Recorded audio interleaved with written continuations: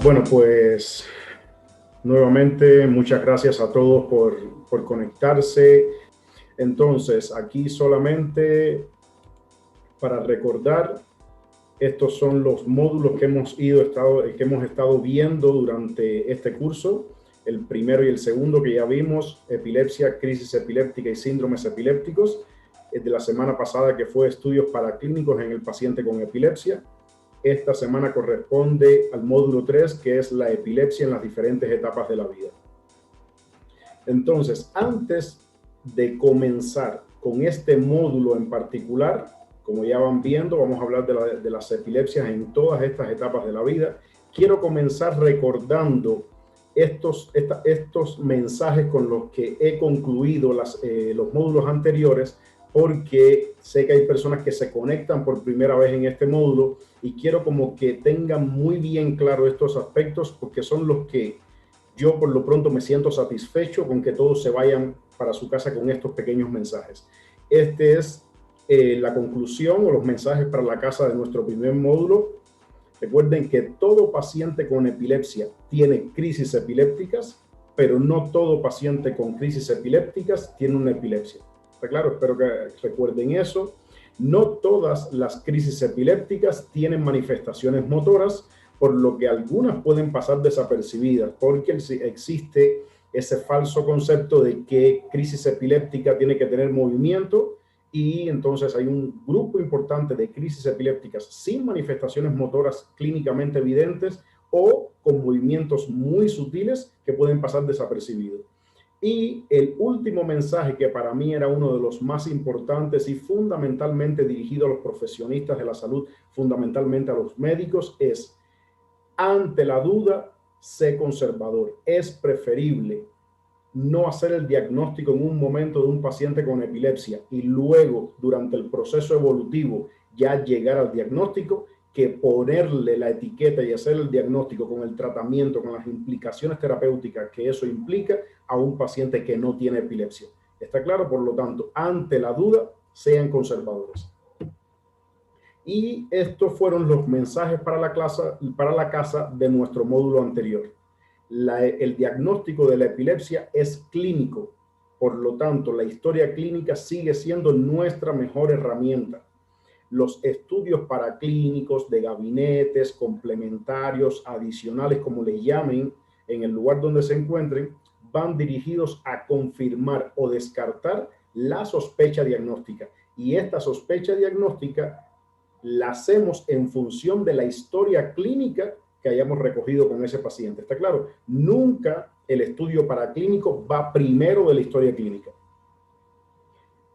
El otro mensaje era: la epilepsia no solo son crisis epilépticas. Esto era un mensaje muy, muy importante, fundamentalmente para las etapas tempranas de la vida. No es porque no se ve en otras etapas, sino porque a mí en la práctica diaria me pasa mucho de que los papás de los pacientes, cuando ya están compensados de sus crisis, no tienen crisis, ya creen que no hay que preocuparse por más nada, y ahí es donde vienen los problemas de aprendizaje en la escuela, las comorbilidades psiquiátricas. Por lo tanto, la epilepsia no solo son crisis epilépticas. Hay que tener en cuenta un grupo de factores adicionales que pueden entorpecer e impactar aspectos sociales, familiares, cognitivos de los pacientes.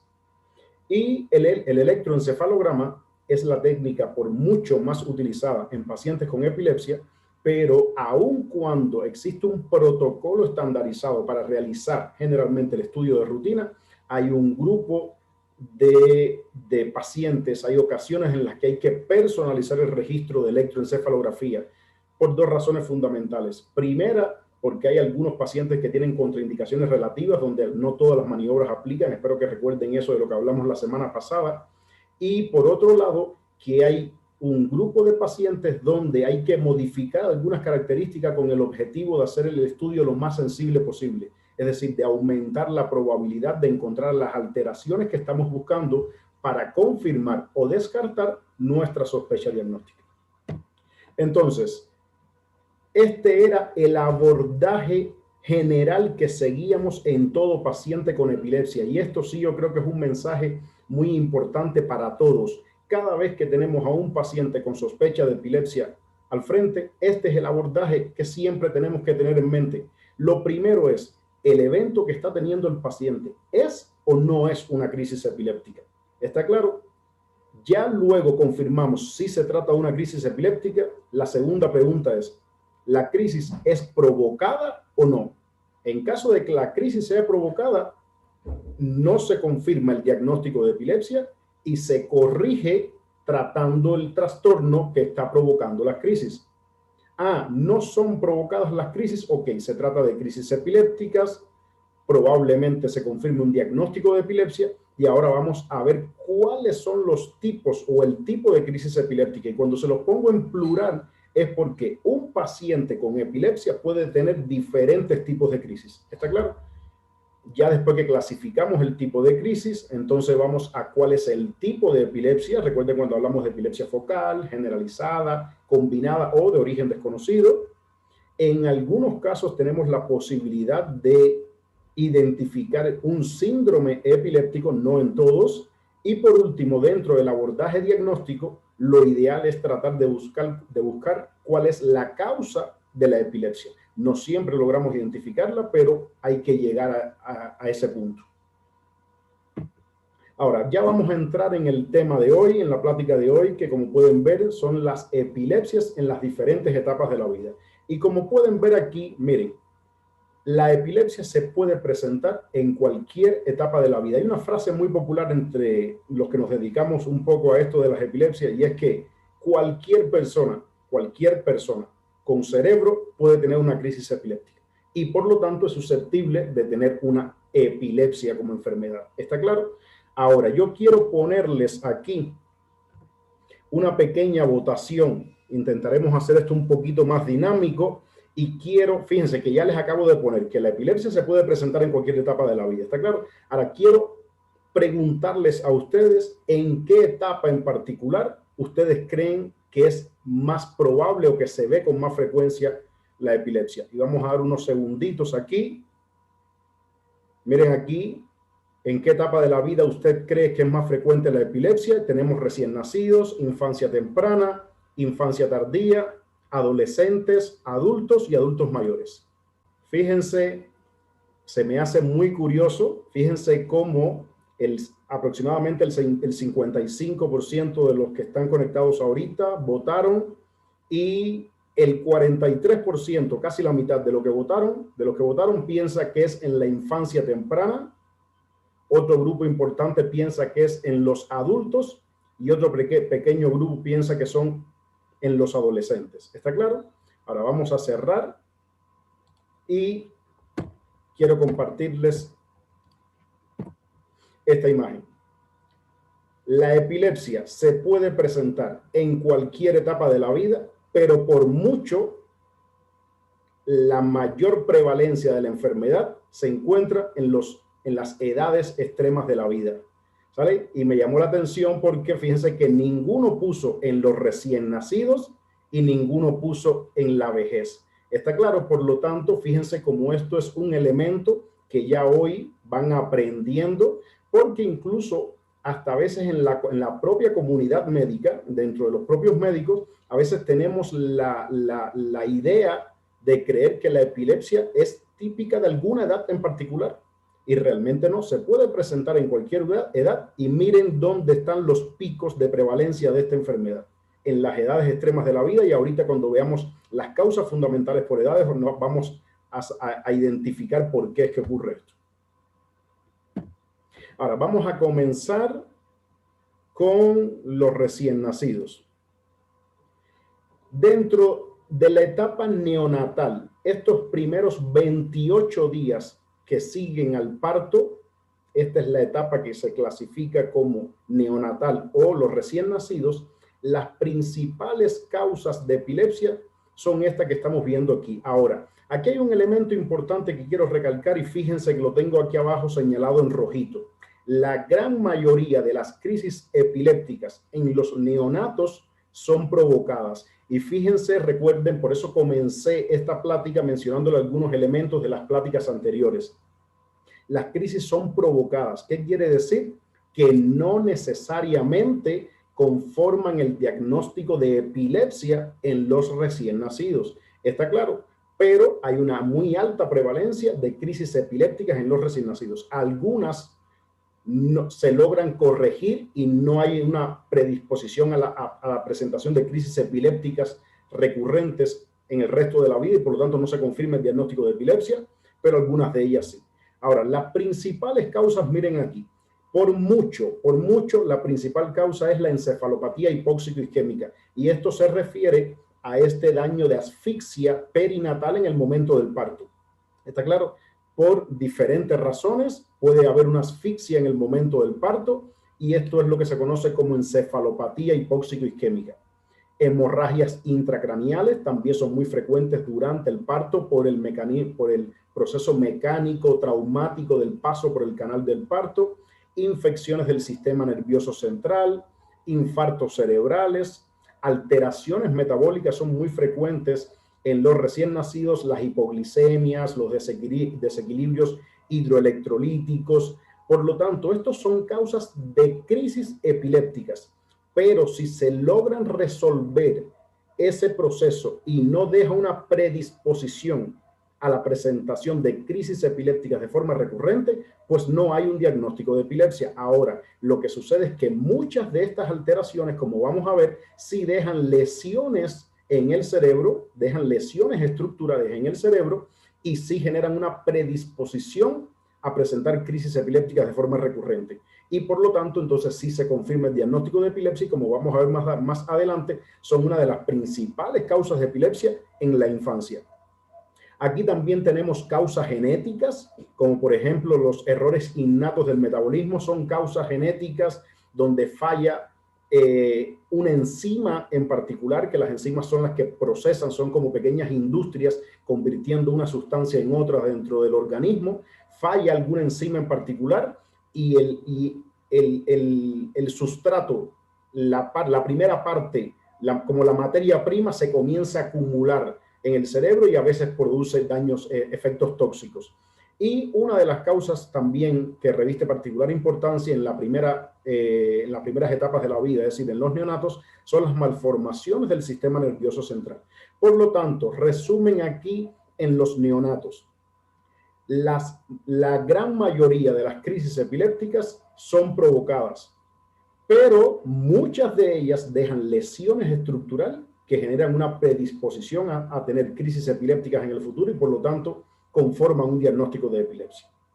Vamos a ver entonces en el caso de los niños, donde el primer lugar lo ocupan las enfermedades genéticas. Hay un grupo de enfermedades genéticas que provocan crisis epilépticas y se presentan en edades muy tempranas, como ya vimos en los recién nacidos. Pero hay otro grupo que no se presentan hasta un poquito más adelante, por ejemplo, en la etapa de lactancia, infancia un poquito más temprana, y ese grupo de enfermedades genéticas son las que conforman una de las principales causas de epilepsia en los niños.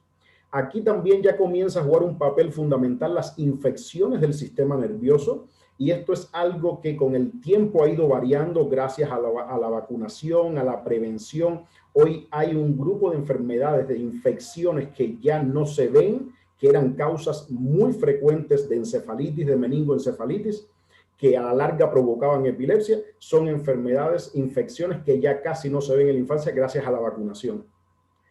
Y aquí fíjense, como te señalamos, lesiones cerebrales en la etapa perinatal, lo que les mencionaba.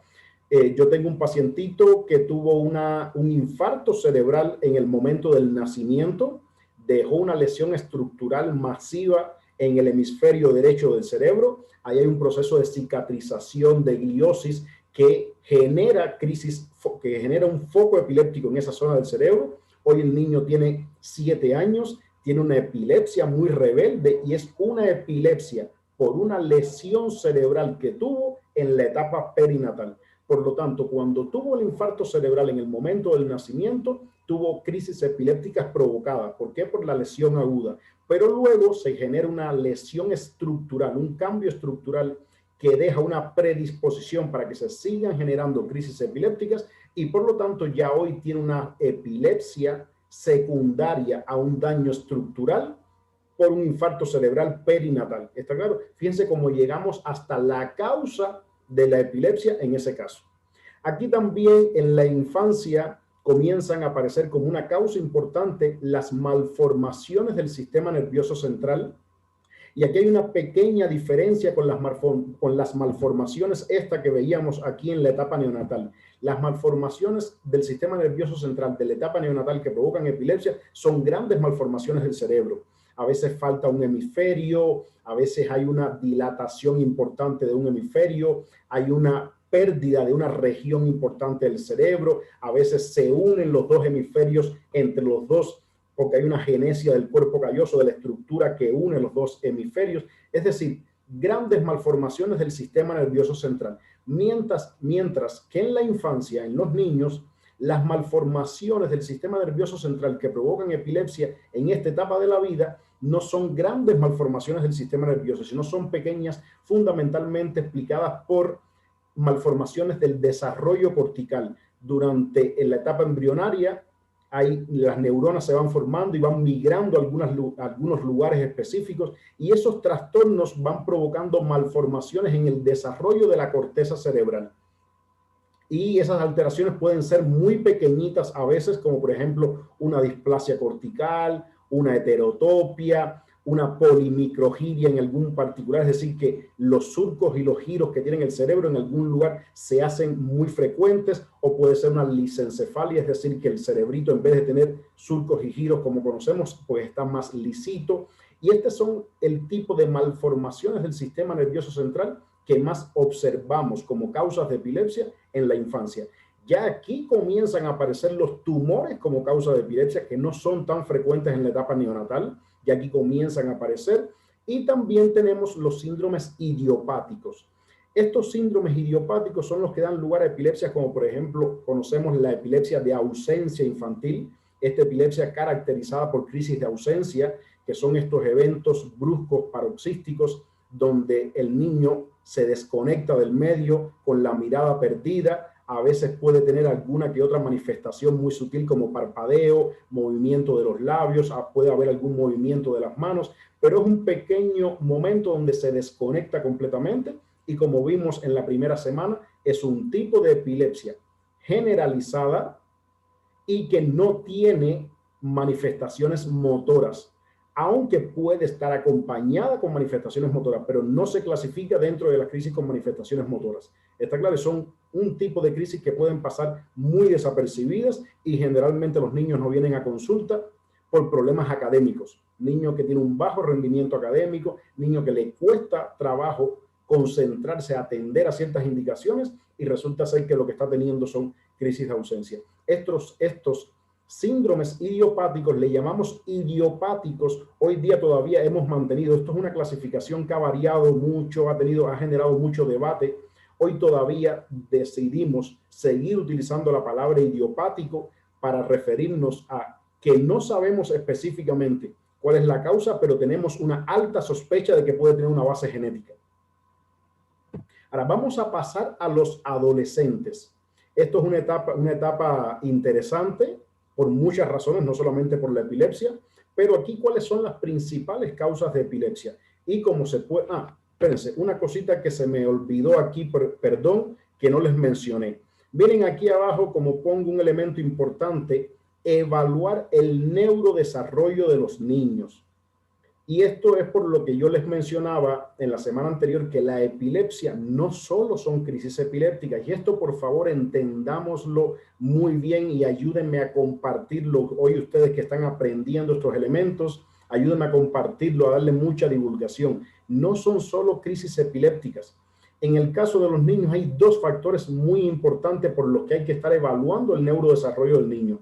En primer lugar, porque hay crisis epilépticas que en sí pueden afectar el neurodesarrollo del niño y por lo tanto a veces creemos que la epilepsia está ligeramente compensada y no nos damos cuenta de que se está deteriorando un poquito el neurodesarrollo. Incluso a veces llegamos al punto de preocuparnos más por el neurodesarrollo que por las crisis epilépticas. Por ejemplo, en las epilepsias muy refractarias, en el caso de los niños, las encefalopatías epilépticas, donde tenemos una poca probabilidad de tener un control total de crisis, a veces nos preocupamos un poco más por mejorar el neurodesarrollo, mejorar el procesamiento cognitivo, todo el desarrollo del niño, más que controlar las crisis epilépticas, porque sabemos que controlar totalmente las crisis epilépticas no siempre es posible en estos pacientes.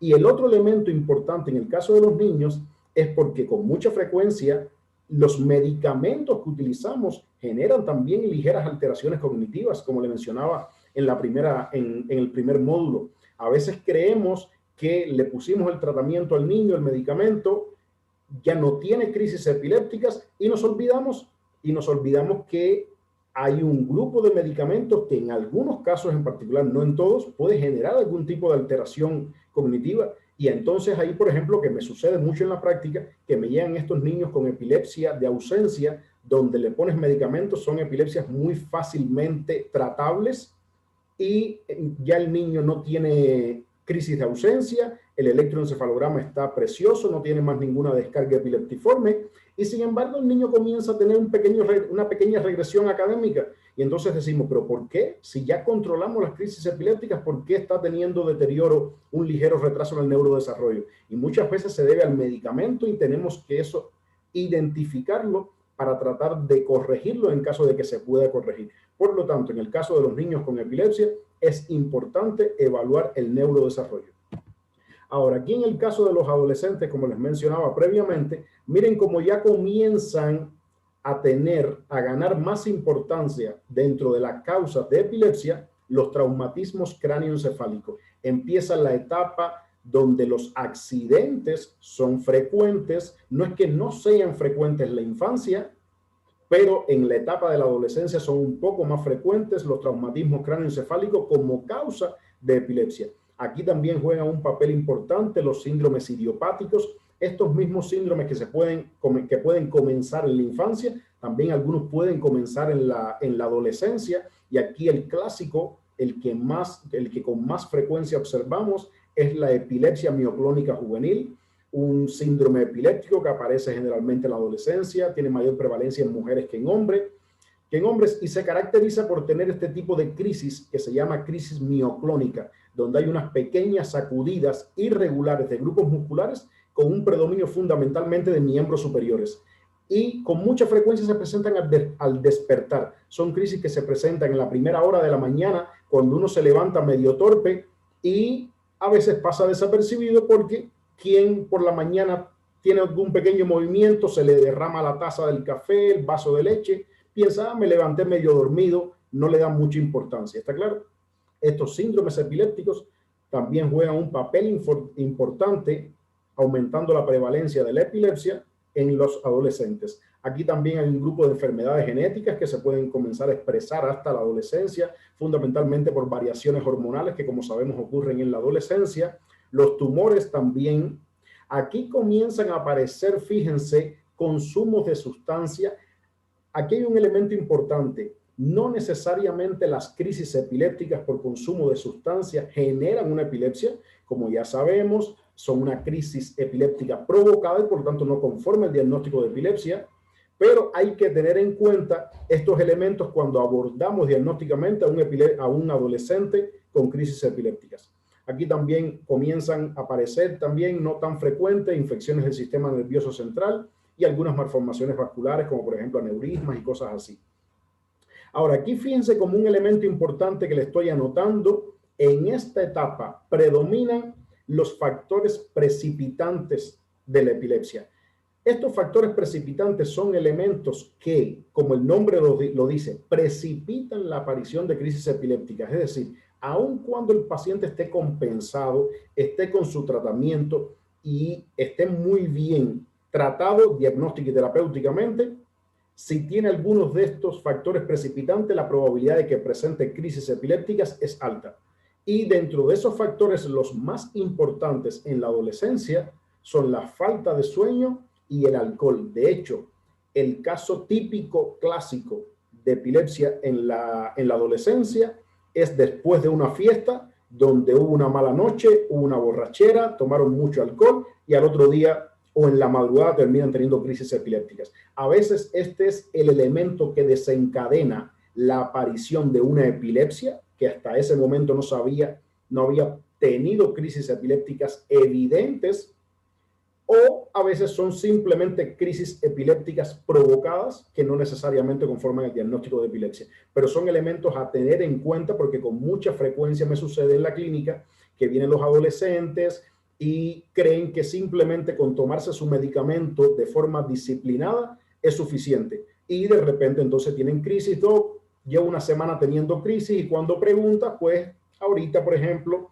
estamos en la casa por la pandemia, no dormimos bien, celular, te acuestas a las 3 de la mañana, ya en los últimos tiempos, porque me está pasando, ya se está bajando un poquito la pandemia y empiezan algunas fiestecitas, alcohol, mala noche, y ahí viene la descompensación de la epilepsia.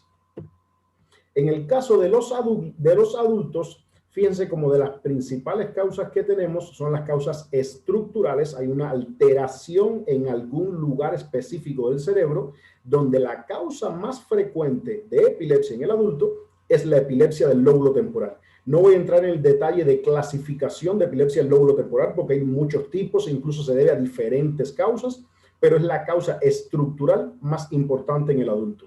Aquí ya comienzan a jugar un papel fundamental los tumores que se vienen acumulando en diferentes etapas de la vida, y los tumores son una causa importante de epilepsia en el adulto, los traumatismos cráneoencefálicos, consumo de sustancia también, infecciones del sistema nervioso, y fíjense que en último lugar les pongo los síndromes epilépticos. ¿Por qué? Porque esos síndromes epilépticos que veíamos en la infancia y en la adolescencia, con mucha frecuencia son epilepsias autolimitadas, que quieren decir que aproximadamente alrededor de finales de la adolescencia, principio de la adultez, son epilepsias que comienzan a controlarse incluso sin necesidad de medicamentos. Pero eso no quiere decir que todas las epilepsias le suceda esto, de todos estos síndromes idiopáticos. Con mucha frecuencia me sucede que son pacientes que en la adolescencia o en la infancia tuvieron crisis, llegó un momento donde se controlaron, se cumplió ciertos criterios para clasificarlo como epilepsia resuelta, se les quitó el tratamiento y a los 32, 33 años pues vuelven a tener crisis epiléptica. ¿Por qué? Porque recuerden que le ponemos idiopáticos porque no sabemos exactamente cuál es la causa, pero tenemos una sospecha muy alta de que se deba a una causa genética. Y como se debe a una causa genética, pues no cura. Hay una probabilidad de recurrencia en algún momento de la vida. ¿Está claro? Y por lo tanto, los síndromes idiopáticos siguen siendo una causa importante de epilepsia en la adultez. Y aquí el otro factor predisponente importante y que juega un papel fundamental en el caso de la adultez es el estrés. Cuando el estrés es un término extremadamente complejo, que no existe una definición única del término de estrés, pero yo de modo práctico a mis pacientes simplemente les digo, entiéndase por estrés lo que a usted lo desestabilice de alguna forma. Hay quien para él puede ser estresante una discusión con su pareja, hay quien para otra persona no es para nada estresante, sin embargo para esa persona es estresante no saber, por ejemplo, dónde está su hijo o tener un problema financiero. Por lo tanto, entiéndase por estrés lo que a cada persona le genere desestabilización. ¿Está claro? Y aquí en la adultez, pues el estrés laboral, con las implicaciones que esto trae, muchas veces estrés financiero, son elementos que descompensan con mucha frecuencia la epilepsia en los adultos. Y por último, los adultos mayores. Esta otra etapa de la vida en la que tenemos otro pico de epilepsia. Y fíjense que la causa fundamental, por mucho, la causa fundamental de epilepsia en los adultos mayores es la enfermedad vascular cerebral. ¿Está claro? Por lo tanto, y por eso les pongo aquí este señalamiento en rojo de que es la primera causa de epilepsia en los ancianos, hasta tal punto de que cada vez que tengamos a un adulto mayor con un debut de crisis epiléptica o de epilepsia en esta etapa de la vida, hagámosle un estudio de neuroimagen y descartemos que tiene una enfermedad vascular cerebral. ¿Está claro? Porque por mucho es la principal causa de epilepsia en los adultos mayores. También tenemos los tumores, las infecciones del sistema nervioso y los traumatismos cráneoencefálicos. Y con esto, entonces ya quiero culminar dándole mensajes, dándole un grupito de mensajes para la casa como siempre hacemos, y es que la epilepsia, recuerden, se puede presentar a cualquier edad, pero tiene picos en las edades extremas de la vida. O sea, está claro, fíjense cómo al principio, espero que si yo les vuelvo a hacer el día de mañana el mismo cuestionario que les acabo de hacer al principio de la plática, y aquí todos me pongan recién nacidos y adultos mayores. ¿Está claro? Tiene un pico en las edades extremas de la vida. ¿Y por qué tiene un pico en las edades extremas de la vida? Como lo vimos, son edades donde los insultos al sistema nervioso central son más frecuentes. No hay nada más traumático que el proceso de paso por el canal del parto. Hay mucha probabilidad de que se generen alteraciones ahí, como por ejemplo las hemorragias intracraneales, los infartos cerebrales, la encefalopatía hipóxico-isquémica. Por lo tanto, estos son causas de crisis epilépticas que en un inicio son provocadas, pero dejan lesiones estructurales en el cerebro que provocan una predisposición a la presencia de crisis epilépticas recurrentes. Por eso es tan frecuente en esa etapa de la vida. Y la otra etapa, que es la de los adultos mayores, ¿por qué? Porque como vieron, la principal causa son el accidente vascular encefálico. Y el accidente vascular encefálico es una de las principales causas de morbilidad y mortalidad en los adultos mayores. Por lo tanto, cualquier adulto mayor con un accidente vascular encefálico tiene una probabilidad muy alta de presentar epilepsia producto a la lesión estructural que deja el daño vascular, y por lo tanto en estas dos etapas tenemos los picos más altos de epilepsia. Las causas principales de epilepsia, como ya vieron, varían en dependencia de la edad. Hay un grupo importante de causas que se presentan en todas las etapas de la vida, pero en prioridad varían en función de la edad. Como ya vimos, los traumatismos cráneoencefálicos son más frecuentes en cierta etapa, mientras que los trastornos genéticos son más frecuentes en otras, los tumores cerebrales son más frecuentes en otras, aun cuando estas causas se puedan presentar en cualquier etapa de la vida. Y por último, hay que tener en cuenta los factores asociados a la epilepsia en dependencia de la edad, porque recuerden, la epilepsia no son solo crisis epilépticas. Y con esto termino, no sin antes haciéndole la más cordial invitación para el siguiente módulo, que a mí en particular es el módulo, para mí en particular, es el módulo más importante de todos, porque fíjense, siempre les empiezo con ese primer esquema del abordaje diagnóstico. La primera pregunta siempre es, ¿el evento que está teniendo el paciente es o no es una crisis epiléptica? Por lo tanto, la semana que viene en el módulo 4 vamos a hablar acerca de lo que parece epilepsia, pero no lo es. Y esto varía mucho en las diferentes etapas de la vida. Se van a dar cuenta cuando lo veamos la semana que viene que hay algunas causas que simulan crisis epilépticas que se ven en la infancia que no son frecuentes en los adultos. Y al contrario, hay muchas que son frecuentes en los adultos que son raras verlas en la infancia. Y por lo tanto tenemos que tener bien claro. Entonces les pido de favor que intenten conectarse, que inviten a las personas que conozcan, porque es para mí el módulo más importante que tenemos en este curso básico de epilepsia que hemos diseñado para ustedes.